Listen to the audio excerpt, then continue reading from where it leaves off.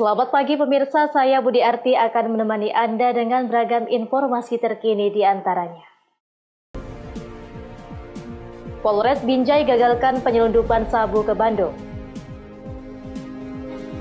Tenaga kesehatan di Medan divaksin dosis kedua. 4 jenazah korban Sriwijaya RSJ 182 tiba di rumah duka di Nias Utara. Selain cuplikan berita tadi, kami juga akan menghadirkan beragam informasi lainnya. Pemirsa, kita jelang sumut hari ini pagi selengkapnya.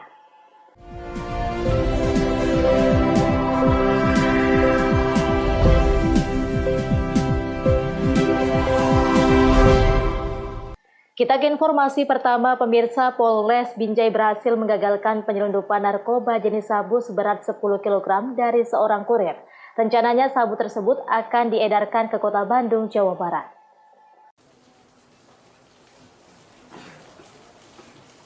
Satuan Narkoba Polres Binjai berhasil menggagalkan penyelundupan sabu-sabu seberat 10 kg dari seorang kurir berinisial PS 26 tahun, warga Jalan Pasar Baru, Kelurahan Tembung, Kecamatan Percut Setuan, Kabupaten Deli Serdang, Sumatera Utara. Sabu-sabu seberat 10 kg yang berasal dari Aceh rencananya akan diedarkan ke Bandung, Jawa Barat. Penangkapan tersangka beserta barang bukti terjadi pada tanggal 28 Januari 2021 di depan pintu tol Jalan Lingkar Megawati Tandem. Penangkapan atas informasi dari masyarakat bahwasanya akan terjadi transaksi narkoba. Dari informasi tersebut, petugas langsung melakukan penyamaran dan berpura-pura sebagai pembeli. Petugas dan tersangka kemudian sepakat untuk bertemu di depan pintu tol Jalan Lingkar Megawati Tandem. Melihat tersangka datang dengan mengendarai sepeda motor dan membawa satu kotak dus, petugas langsung mencoba melakukan penangkapan. Namun tersangka mengetahui keberadaan petugas dan berusaha melarikan diri. Beruntung, petugas berhasil menangkapnya. Kemudian petugas melakukan penggeledahan dan didapati sabu-sabu seberat 10 kg di dalam kotak dus. Tersangka mengaku disuruh mengantarkan barang haram tersebut oleh seorang bernama Anen dengan imbalan yang belum diketahui. Kapolres Binjai AKBP Romadoni Sutarjo mengatakan, untuk mengamankan tersangka beserta barang bukti, anggotanya membutuhkan waktu sekitar 3 hari lamanya. Baik, sekitar waktu yang diperlukan oleh petugas kami dari mulai kontak pertama dengan bandar ini ya sekitar 3 hari. Ini dari mana Pak? Dari provinsi, antar provinsi atau gimana Pak? Kalau barang ini antar provinsi, ya dari Aceh. Kemudian rencana awal barang ini akan dikirim ke Bandung. Cuman selama dalam pengiriman ada miss lah antara mereka sehingga barang tersebut sempat mampir ke Medan. Setelah itu kami adakan komunikasi dengan bandar tersebut sehingga barang tersebut dibawa ke Binjai. Jadi, Pak, selanjutnya Pak, terhadap bandar sendiri bagaimana Pak? Proses ada dilacak atau di mana Pak? Baik, sementara masih dalam pelacakan kami. Pak, ini ditangkap di mana Pak? Di Jalan Megawati dekat pintu tol Binjai Medan. Ancaman hukumannya berapa nih Pak? Ancaman hukumannya seumur hidup. Atau bisa dengan hukuman mati karena 10 kilo ya. Tersangka dijerat dengan pasal 114 ayat 2, subsidiar 112 ayat 2, Undang-Undang Nomor 35 Tahun 2009 tentang narkotika dengan ancaman hukuman mati. Hingga kini Polres Binjai terus melakukan pengejaran terhadap bandar narkoba tersebut. Wahyu Pratama melaporkan untuk Eva Rena TV. Sementara itu, pemirsa, aksi pencurian hewan peliharaan milik warga kembali terjadi di Medan, Sumatera Utara. Aksi ini pun sempat terekam kamera CCTV dan viral di media sosial.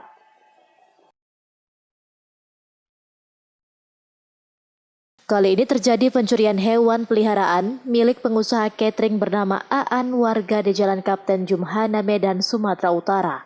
Pencurian anjing kampung miliknya terjadi pada Jumat pagi lalu sekitar pukul 6:30 waktu Indonesia Barat. Aksi pencurian anjing ini viral di media sosial dan mendapat kecaman dari warga. Saat ditemui Jumat pagi, Aan mengakui anjing peliharaannya dicuri oleh 2 pelaku yang mengendarai sepeda motor. Seperti biasa, ketiga anjing peliharaannya setiap pagi dilepas dari rumah agar dapat buang air besar di luar. Pada saat kejadian, salah satu anjing miliknya ingin masuk ke dalam rumah dipukul oleh para pelaku dengan kayu. Pukulan keras dan mengenai bagian kepala membuat hewan peliharaannya pingsan tak berdaya. Dengan santai pelaku menggotong tubuh anjing dan membawanya dengan sepeda motor. Benar anjing Bapak itu, Pak? Ya, anjing saya itu. Itu anjingnya kenapa, Pak? Bisa di luar kemarin? Ya, dia kan namanya berak. Terus? Anjing berak biasa. Keluar. Anjing jenis apa, Pak? Yang lain jenis apa itu? Enggak, yang dicuri jenis apa, Pak? Anjing kampung. Udah berapa lama Bapak piara? Dan ingat lagi lah, bertahun-tahun tidak. Itu kejadiannya kapan, Pak? Hari Jumat itu. Hari Jumat. Pagi ya? Ya, pagi jam 7. Tadi itu Bapak yang Bapak keluarkan untuk ya biar buang air gitu. Meski telah kehilangan anjing, namun korban enggan melaporkannya ke pihak kepolisian. Sementara itu, Wandi, warga sekitar mengaku ada beberapa warga juga sempat kehilangan hewan peliharaan namun tidak viral seperti kejadian ini. Diduga para pelaku mencuri hewan peliharaan untuk diambil dagingnya untuk dimakan. Rasa pakai roti. Setelah itu? Baru itu apanya anjingnya kan tergeletar, diambilnya lah pergi. Itu biasa pencuriannya untuk apa, Bang? Untuk dijual lagi atau untuk mungkin dipotong? dijual atau jadi saksang itu. Oke. Sebelumnya viral di media sosial, warga menemukan potongan kulit dan kepala kucing di dalam karung di Jalan Tangkuk Bongkar. Wahyu Pratama melaporkan untuk Eva Rina TV. Informasi berikutnya, pemirsa, 2 orang wanita nekat melakukan pencurian tabung gas ukuran 3 kg di sebuah kios milik warga yang berlokasi di Dusun 3, Desa Bakaran Batu, Kecamatan Lubuk Pakam, Kabupaten Deli Serdang, Sumatera Utara. Aksi kedua pelaku terekam CCTV. Beginilah aksi kedua pelaku saat melakukan pencurian 3 tabung gas ukuran 3 kg dari salah satu kios milik warga di Dusun 3, Desa Bakaran Batu, Kecamatan Lubuk Pakam, Kabupaten Deli Serdang. Aksi kedua wanita ini terekam CCTV dan viral di media sosial. Dalam rekaman CCTV tersebut, terlihat kedua pelaku sedang melintas di lokasi dengan mengendarai sepeda motor. Setelah melewati kios tersebut, keduanya berbalik arah dan berhenti di depan kios. Seorang pelaku yang tidak mengenakan helm turun dari sepeda motor dan masuk ke dalam kios untuk mengambil tabung gas. Korban mengetahui aksi pencurian ini setelah melihat tabung gas hilang dan meminta pemilik rumah kos yang berada tepat di depan kiosnya untuk membuka rekaman CCTV. Dari rekaman tersebut, terlihat 2 wanita mengendarai sepeda motor yang mengambil tabung gas miliknya. Pemilik warung mengatakan, aksi kedua wanita spesialis pencuri tabung gas ini sudah kerap terjadi di sekitar wilayah Deli Serdang. Kami nggak tahu Bang, tiba-tiba jualan kan, habis jual ibu-ibu kami masuk sebentar, nggak lama orang itu datang itulah nggak tahu kejadiannya jam segitu, pokoknya kan ngambil pertama dia ngambil 1, terus masukkan ke kereta, masuk lagi ngambil 2. Habis itu saya sadarnya jam 4:30 lah, saya sadarnya 4:30 sore baru sadar kalau gas saya hilang. Korban berharap agar kedua pelaku segera ditangkap karena telah meresahkan warga. Akibat perbuatan kedua pelaku, korban mengalami kerugian Rp400.000. Abdul Malik melaporkan untuk Eva Rina TV. Sumut hari ini masih akan kembali sesaat lagi, tetaplah bersama kami.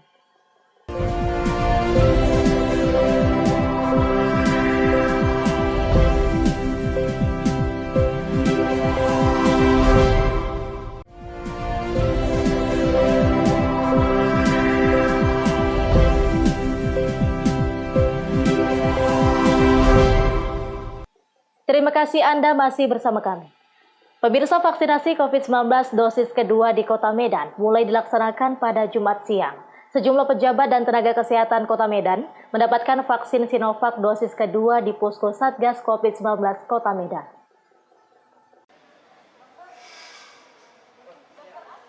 Dinas Kesehatan Kota Medan kembali melaksanakan vaksinasi COVID-19 terhadap tenaga kesehatan yang ada di Kota Medan, Sumatera Utara Jumat siang. Vaksinasi COVID-19 dosis kedua ini kembali dilakukan setelah 2 minggu diberikan dosis pertama. Meskipun dosis pertama untuk tenaga kesehatan sampai saat ini belum 100%, tetapi vaksinasi dosis kedua tetap diberikan.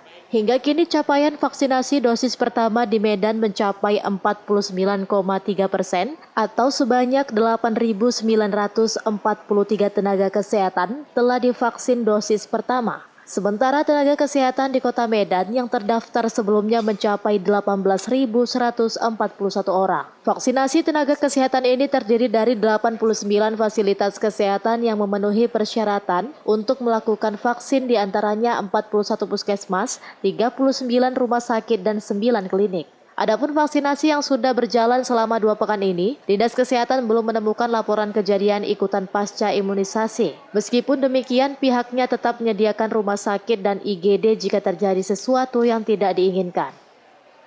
Pelaksanaan vaksinasi termin kedua ya untuk forum komunikasi pimpin daerah, ya, tokoh-tokoh agama, masyarakat, ya, kesehatan yang awal pencanangan tanggal 15 Januari kemarin.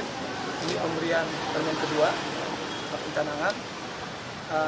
Berikutnya nanti mengikut jadwal pemberian kedua pada tenaga kesehatan yang sudah kita lakukan, sudah kita laksanakan ya di semua fasilitas kesehatan ya. Di Medan ada 89 fasilitas kesehatan yang melayani pemberian vaksinasi ya. Terdiri dari 41 puskesmas ya, 39 rumah sakit dan 9 klinik. Inilah yang punya username yang memenuhi persyaratan sebagai fasilitas kesehatan yang melayani pemberian vaksinasi kepada semua tenaga kesehatan. Ya. Saat ini mudah-mudahan kita belum menerima, ya, tidak ada menerima laporan KIPI, ya, dari tujuan pasca imunisasi. Ini kita syukuri. Ya. Kalau keluhan-keluhan awal setelah imunisasi itu biasa, ya, itu menunjukkan reaksi. Tapi yang termasuk KIPI, ya, keluhan ikutan vaksinasi, mudah-mudahan belum ada dilaporkan. Dan sampai sekarang ini untuk tenaga kesehatan sudah mencakup 49,3%. Ya. Jadi tenaga kesehatan kita yang sudah terdaftar di KPCPEN ya, 18.141. Ya.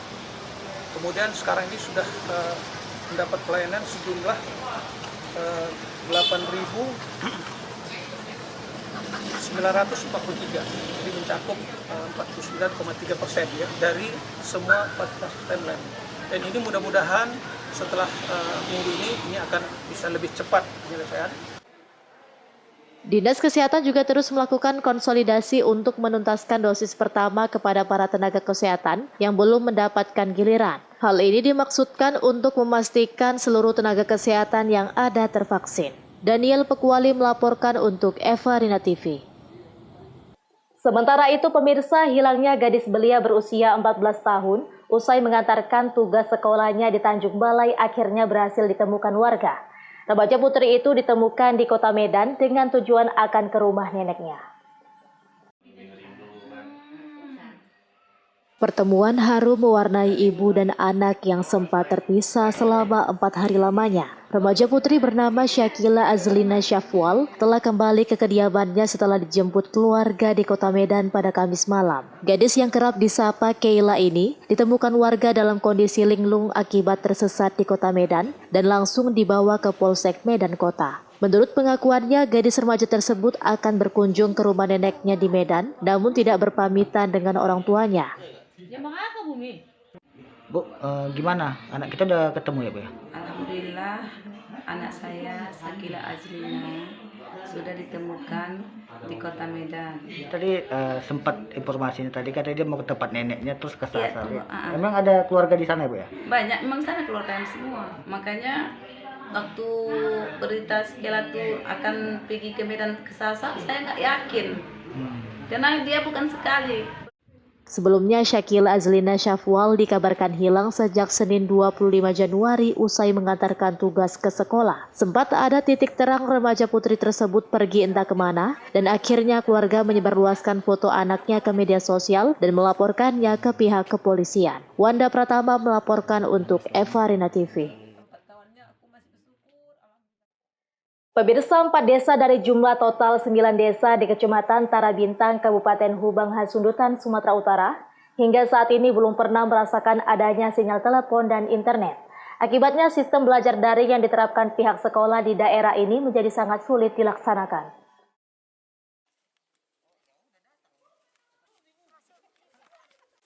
Beginilah cara siswa di 4 desa di Kecamatan Tarabintang, Kabupaten Humbang Hasundutan, Sumatera Utara, berpetualang mencari sinyal internet di HP mereka. Para siswa diharuskan mendaki perbukitan yang bersemak-semak hanya untuk mendapatkan sinyal. Hal itu dilakukan karena sistem belajar mengajar di sana belum diperbolehkan bertatap muka. Ironisnya, meski sudah menaiki perbukitan guna berburu sinyal, para siswa tetap kesulitan karena jaringan yang tidak memadai untuk melakukan sistem belajar daring. Imbasnya, para siswa dan orang tua mengaku kewalahan dalam hal mengikuti sistem belajar daring. Dalam hal sulitnya sinyal, ada 4 desa di Kecamatan Tarabintang yang merasakannya, yakni Desa Sitanduk, Desa Simbara, Desa Tarabintang, dan Desa Mungkur. Keempat desa tersebut diketahui memiliki 1.195 jumlah kakak dengan populasi sebanyak 5.446 jiwa. Di 4 desa itu juga terdapat 1 SMK, 2 SMP, 1 MTS, dan 8 sekolah dasar. Ini kau hadapi dalam hal proses belajar mengajar seperti ini di kampung kalian ini? Sulit. Sulitnya seperti apa itu? Karena tidak ada jaringan. Kami pun pergi ke atas gunung untuk mencari jaringan. Itu pun tidak bagus. Kami dan teman-teman supaya Pak Presiden Jokowi untuk memperhatikan desa kami dan membangun tower di desa kami supaya belajar dengan baik. Pada prinsipnya memang sejak ada di sini memang jaringan kita belum ada, Pak. Belum pernah ada, Pak, begitu. Belum pernah ada. Mungkin ada, Pak, harapannya mau disampaikan kira-kira terkait sinyal yang nggak ada di kebun. Harapan kita mudah-mudahan memohon kepada pemerintah secara khusus kepada Bapak Presiden Joko Widodo untuk memperhatikan desa kita dan membangun secepatnya jaringan tower supaya bisa berkomunikasi lancar masyarakat kita yang ada di desa kita ini. Warga berharap agar pemerintah segera memperhatikan kondisi di desa mereka, karena di usia hampir 76 tahun Indonesia merdeka, desa tersebut belum pernah memiliki jaringan seluler. Rahmat Inton Banjarnahor melaporkan untuk Evarina TV. Sumut hari ini masih akan kembali sesaat lagi, tetaplah bersama kami.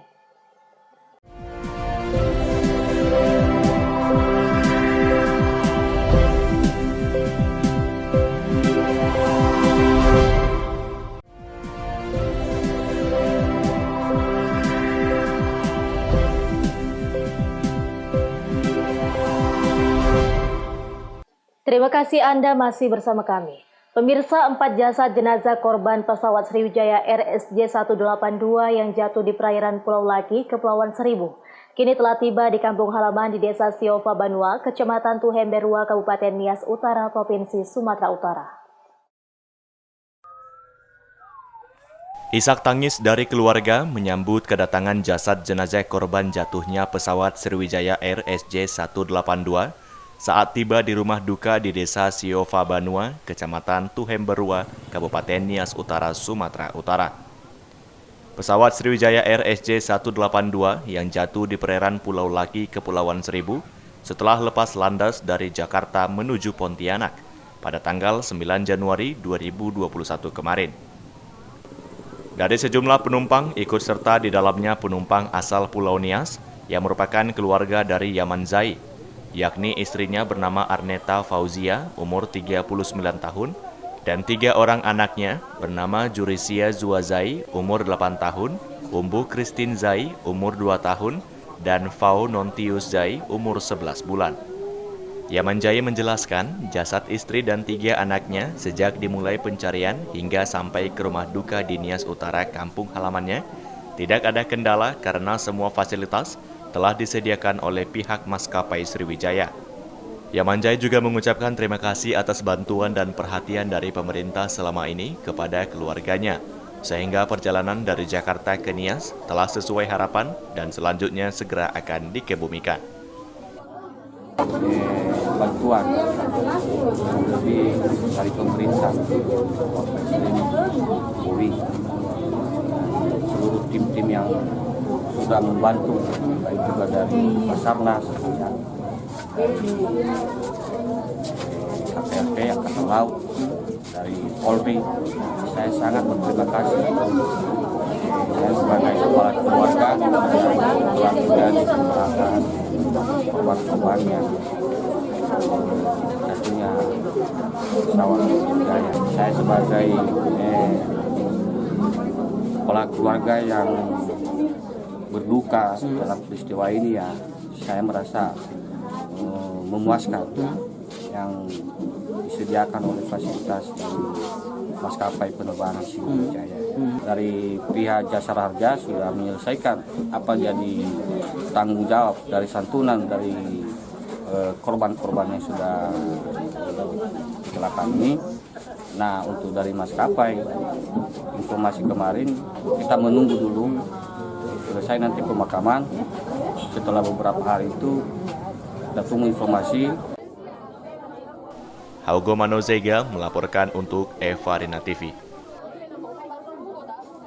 Pemirsa, Pangdam 1 Bukit Barisan Maijen TNI Hasanuddin melakukan kunjungan ke SMK SMA Plus Evarina Saribudolo, Kabupaten Simalungun, Sumatera Utara. Kunjungan ini bertujuan memberikan semangat dan motivasi belajar untuk siswa-siswi SMK SMA Plus Evarina.